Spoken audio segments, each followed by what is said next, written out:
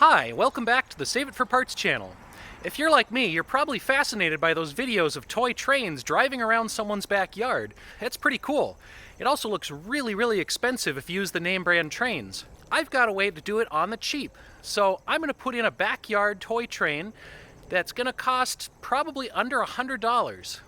Now, it helps if you already have a backyard, and I'm not counting the cost of the backyard in this train operation. I'm also not counting the cost of this pond, which we already have. We did all this by hand. We dug the hole, we put in the liner. It's basically just a horse water trough down in there. Alright, so how about the train component?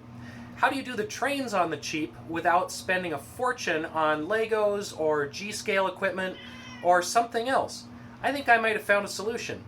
For a few years now, I've been picking up these cheap plastic Christmas trains. They go by a variety of names: Wintersville, Dickinsville, New Bright. They're all essentially the same scale though. They use this plastic track. I have no idea what the actual scale is. It's bigger than HO. It's a little smaller than O, so you can pick up a set of these at a garage sale or a thrift store, usually for like $5. So I've got less than $100 here, even though I have probably 10 sets worth crammed into these milk crates. Now, these probably aren't suitable to being set up long-term or left permanently in your garden. For one thing, the plastic track is so light that a passing squirrel or bird is just going to knock it over. For another thing, they're probably not UV resistant, so if I left the track out in the sun, it would just kind of bleach out and crack. I'm going to set this up temporarily, and then once I've got some good video of it and played with it for a day or two, I'll probably put it all away again. Right now what I'm doing is topping off the pond because it's a little low. And I'm not using tap water. I am running this hose all the way over there behind that shed where there's a giant rain barrel. And then I need to refill my pond dome or inverted aquarium.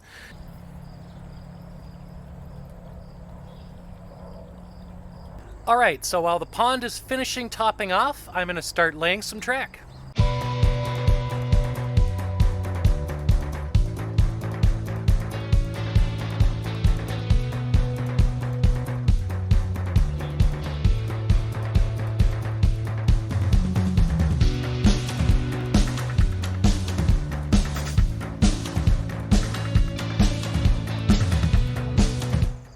So one problem with this is most of the pieces are these big curves. It is designed to go around a Christmas tree after all. So I think the railroad is going to be a lot of back and forth curves. There, we've got a little bridge over my canal lock. And because my friend Matthew will inevitably ask, yes, this channel is evolving into the Boats and Bridges channel. We have line 1 of the garden railway laid out. And now we just need a test train to see where it's going to derail.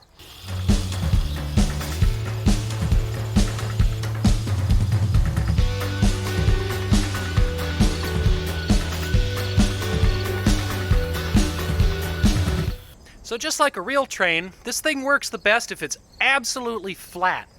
And these little toy trains were never designed to have any amount of grade on their route. They're just designed to go around your Christmas tree on hopefully a flat floor.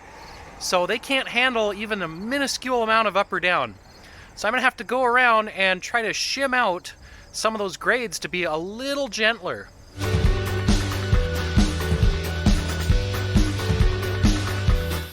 Alright, there. Oh no! The wrong switch was thrown. This could be disaster. He's coming into the station. Oh, the humanity. We're gonna try for a full circuit, unassisted. This curvy trestly bit has been a problem in the past, but it seems like we've got it all flattened out now. So here comes the train through the switch. This uphill across the bridge is another problem area. It's bogged down here in the past. Oh, it's gonna come to the switch, and it's over the hump and down the straightaway. Now this next curvy bit has also been a problem. Sometimes it gets to be grass on the track, so it derails over here. Oh, it's gonna make it. Is it gonna make it? It's derailed again.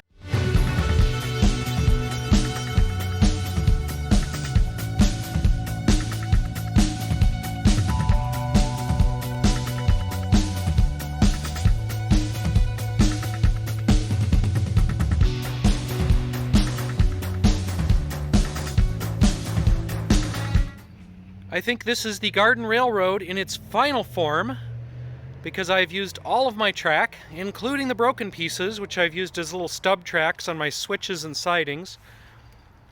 So we have a main loop around the fish pond, over this trestle, up to the station and yard. We've got our engine shop, our water tower. We've got another storage yard over here. And we've got our field track that goes out into the garden to another little station. And that comes back around and reconnects over by the bridge over the canal. So let's see if a full train will work on this. I haven't had a whole lot of luck with a full train. The extra cars keep decoupling and crashing, but let's give it a try.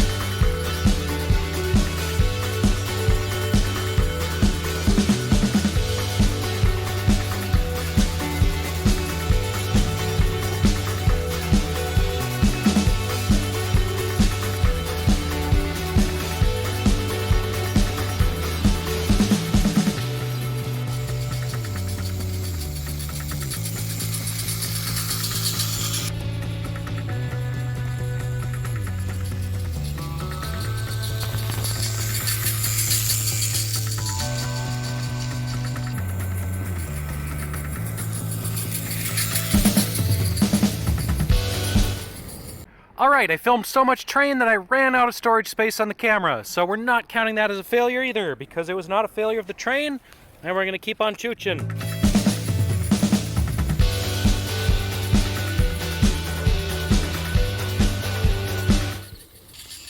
It does not like to go through that switch.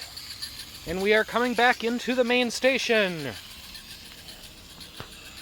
Alright, so that's basically a full circuit. And it's derailed.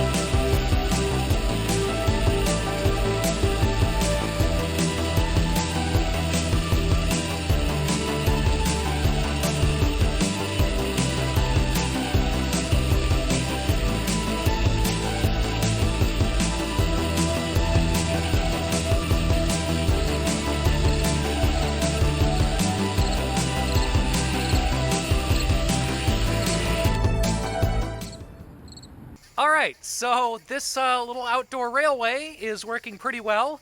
I have had a few crashes, I've had a few derailments.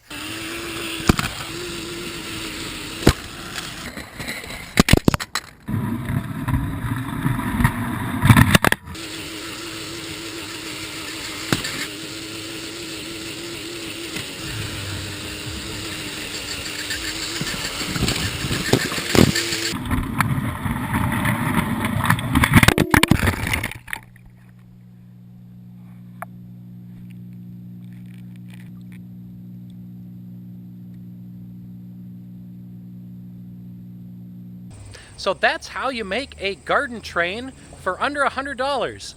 And it's a little janky, yeah, you might notice from the video, it's not a very smooth ride. The train shakes and jerks and bumps, and again, these are plastic tracks from the 80s. They're intended to go around a Christmas tree. They're not intended to go across your yard. So I'm pushing the limits of what you're supposed to do with these little tracks and these little trains, but they do work. Someday we'll get some metal track and maybe a G-scale train and do it the right way. Thanks for watching the build video of my garden railway, and again, check out the cab view video, and I'll link that at the top and in the description. And you can check out my other videos. I do have some other model railroading videos with some friends of mine who brought their O-scale stuff. And then I have a lot of other random videos. I do have a larger train or monorail. Unfortunately, it doesn't move. We just use it as a cabin. But you can see that in some of my other videos as well. Go ahead and like and subscribe if you enjoyed the video, and we'll see you next time.